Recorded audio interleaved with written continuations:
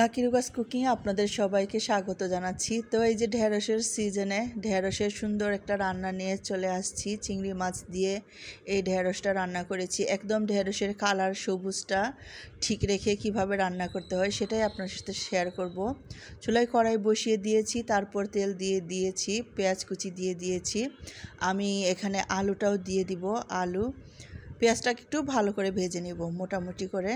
তারপর এখানে কেটে রাখা আলু দিয়ে দিব আর সাথে চিংড়ি মাছটাও দিয়ে দিব।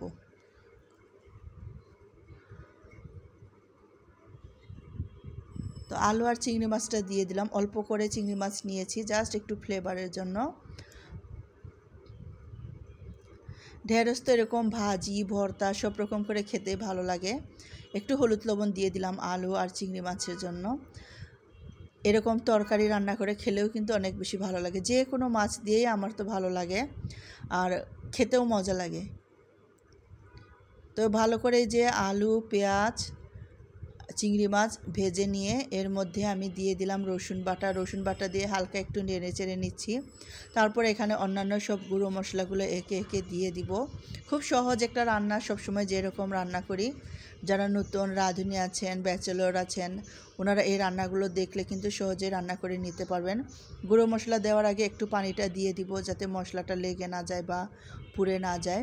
মশলার মধ্যে যেগুলো আমি দিব সেগুলো হলো হলুদ গুঁড়ো, ধনে গুঁড়ো, মরিচের গুঁড়ো আর জিরে গুঁড়ো। মশলাগুলো যে যার মতো, যে যত বেশি খেতে পছন্দ করেন তত বেশি দিবেন, কম খেতে চাইলে কম দিবেন। একটু মরিচের গুঁড়ো আর হলুদ দিলে যেটা হয় সুন্দর একটা কালার আসে যে কোনো সবুজ সবজিতে।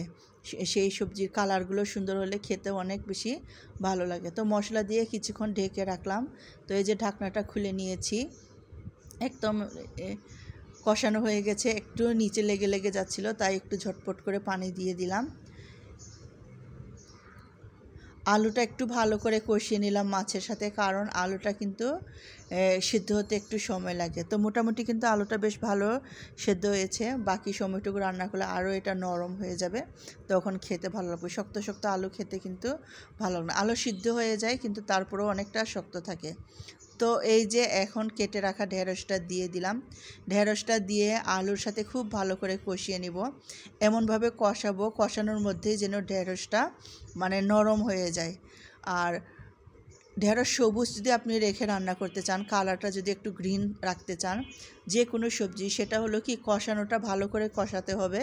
কষানোর মধ্যে যেন 70 থেকে 80% সবজিটা কুকড হয়ে যায়। কারণ পানি দেওয়ার পর যদি এটা অনেকক্ষণ সিদ্ধ দিয়ে রাখা হয় চুলার মধ্যে, তাহলে সবজির সব কালার কিন্তু চেঞ্জ হয়ে যায়। মানে এই যে একটা গ্রিন ভাব, যে একটা সবুজ সবজির, সেই সবুজ ভাবটা থাকে না। তো দেখেন এই যে খুব ভালো করে কষিয়ে নিয়ে আমি কিন্তু অল্প করে পানি দিয়ে দিয়েছি। তারপর কাঁচামরিচ দিয়ে কিছু সময় রান্না করে এটাকে কিন্তু নামিয়ে নিয়েছি। তো রান্নাটা দেখতে যেরকম সুন্দর লাগছিল, খেতেও অনেক ভালো লাগছিল। তো এই যে ঝোলটা একদম মাখা মাখা হয়েছে, অনেক বেশি ঝোলটা আমি রাখি নাই। তো এটা নামিয়ে এই যে আমি বাচ্চাদের জন্য খাওয়াচ্ছি। বাচ্চারা প্রথমে খেতে চাচ্ছিল না, কিন্তু যখন আমি মেখে খাওয়ালাম তখন ওরা অনেক মজা লাগছিল বলে খেয়ে নিল। তো আমারও মা হিসেবে অনেক ভালো লাগলো ওদেরকে এটা খাওয়াতে পেরে। তো সবাই খুব ভালো থাকবেন, সুস্থ থাকবেন, সুন্দর থাকবেন। আর আমার রান্নার ভিডিওগুলো অবশ্যই লাইক কমেন্টস করে আপনাদের ফ্রেন্ডস এবং ফ্যামিলির মাঝে শেয়ার করে দিবেন। যারা আমার পেজটিকে, আমার চ্যানেলটিকে এখনও ফলো করেননি বা সাবস্ক্রাইব করেননি, প্লিজ একটু লাইক কমেন্টস করে ফলো এবং সাবস্ক্রাইব করে রাখবেন।